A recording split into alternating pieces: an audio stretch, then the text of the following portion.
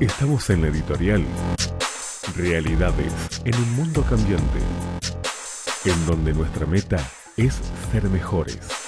Aquí, en Exponiendo la Palabra. Aquí, en Exponiendo la Palabra.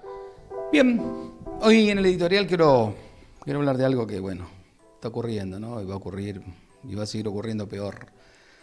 Pero muchas veces cuando me encuentran los supuestos ministros, los supuestos apóstoles, profetas y pastoras, me dicen, siempre me dice, usted no tiene derecho para juzgarnos a nosotros. Fa. Yo digo, pónganse contentos que podemos juzgarlo a través de la palabra. Porque peor sería que lo juzgue Dios mañana y ya no va a haber retorno, o sea, ya no te vas a poder arrepentir. Entonces la pregunta es, ¿tenemos derecho a juzgar a los ministros y apóstoles modernos? ¿Sabe? En una de las publicaciones que hice un artículo señalando el escándalo que ocurrió entre el supuesto apóstol, entre comillas, Guillermo Maldonado, ladrón, y su esposa Ana, ladrona, al establecer un divorcio, y esta última, supuestamente Ana, al mentir, afirmando que actuó por dirección de Dios y la bendición de un apóstol. O sea, viven en Bobilandia, en Estupilandia, y en ese mundo se mueven, no salen de ese mundo, no conocen a Dios, no saben quién es Dios, no saben qué es la vida cristiana. Ellos solamente saben ganar dinero, porque usted, para ir a escucharlo o verlo, cualquiera de esos dos, tiene que pagar para entrar.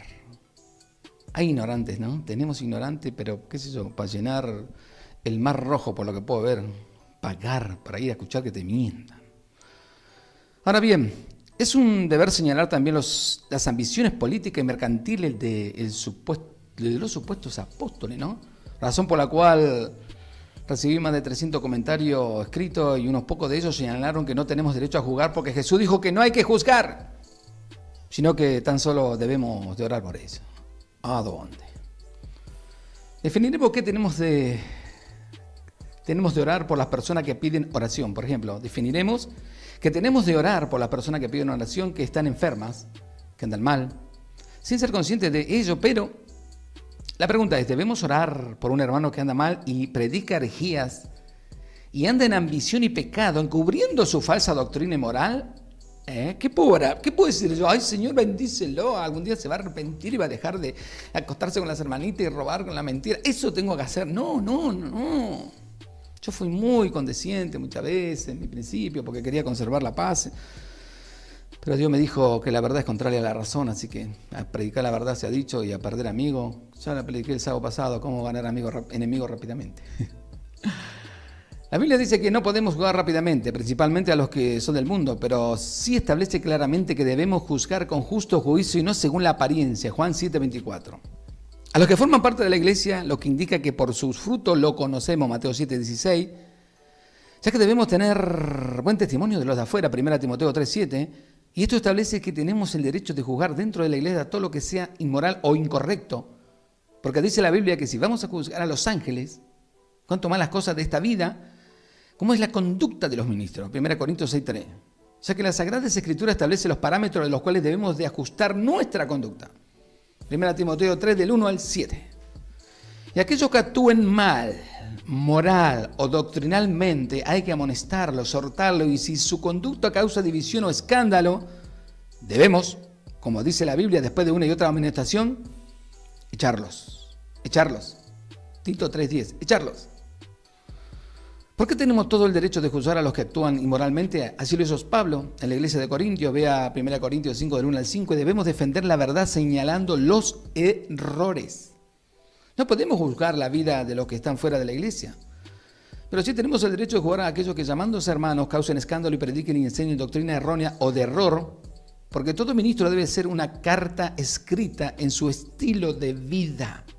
2 Corintios 3:2, no se olvide que el apóstol Pablo dice, inspirado por el Espíritu Santo, vosotros sois carta leída. Wow, me miran a mí, me están leyendo. Ese es Faundi. Hace poco fui a hacer unos trámites y cuando bajo vienen 3 hermanas a saludarme, un gusto conocerlo personalmente, que esto y que el otro, y aparece un niño, no debe tener 5 o 6 años, y dice, mamá, es el pastor de la verdad en 30 minutos. Y yo decía, wow, Qué buenísimo que nos conozcan, ¿no? Pero que nos conozcan de que somos gente honesta, ni que robamos ni mentimos. Ahora bien, volvemos a lo mismo.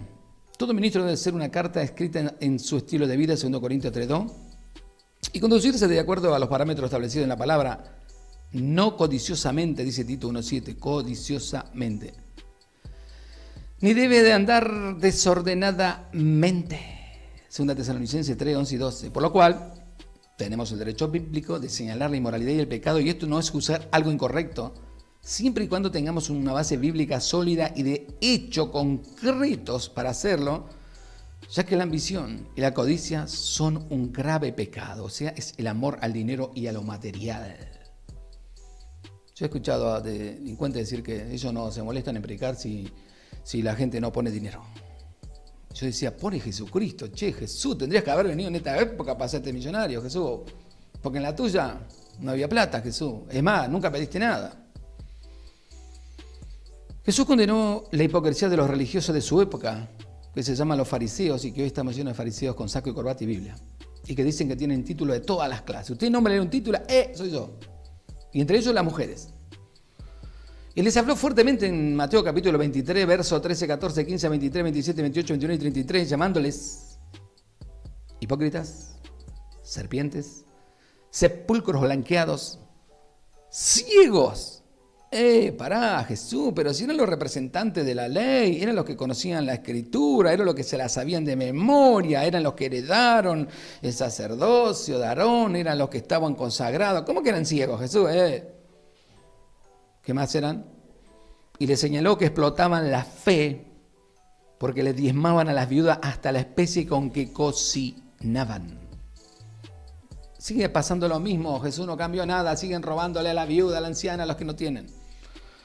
También desalojó a los mercaderes del templo y no solo los juzgó, sino que los echó del templo tumbando sus mesas y azotándolos porque habían hecho de la casa de Dios.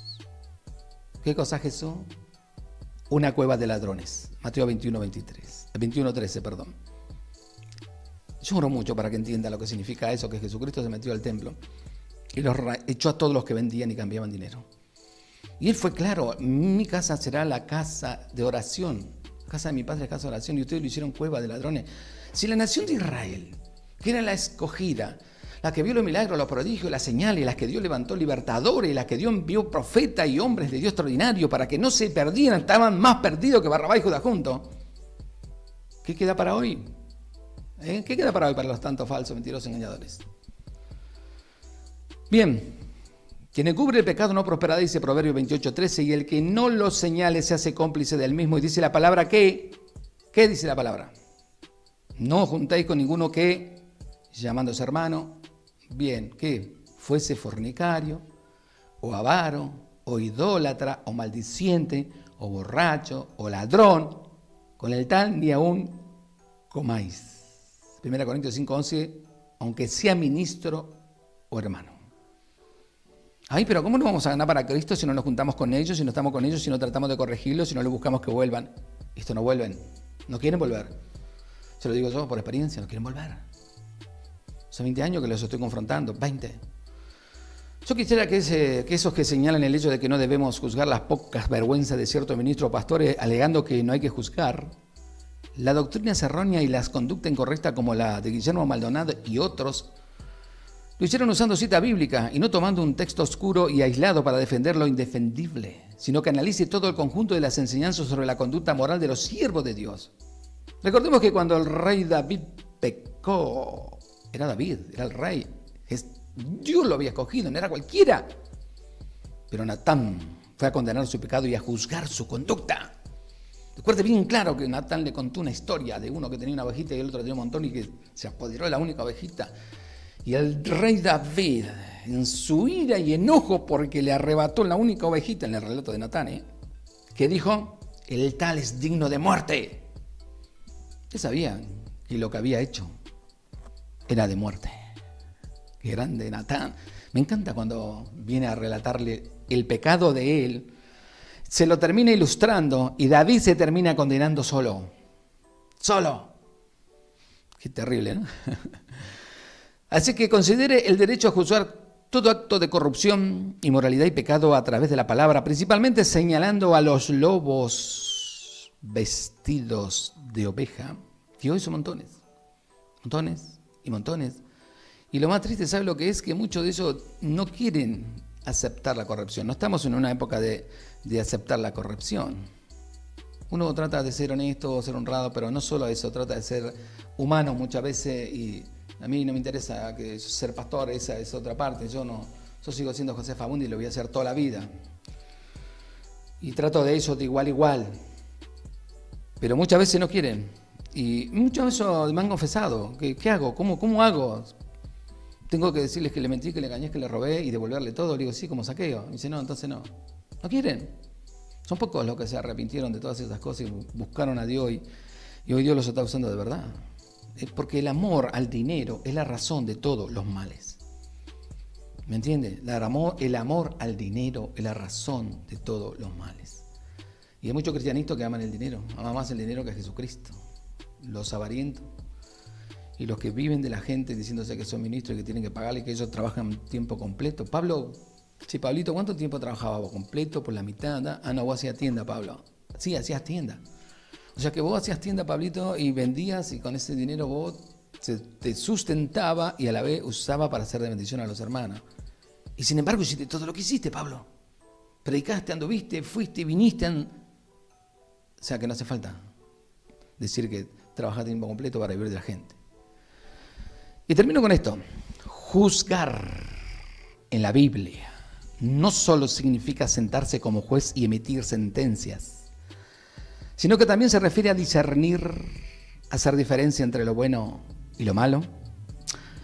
¿Y por qué no juzgáis por vosotros mismos lo que es justo? Esta es palabra de Dios, lo dijo Jesucristo y está en Lucas 12:57.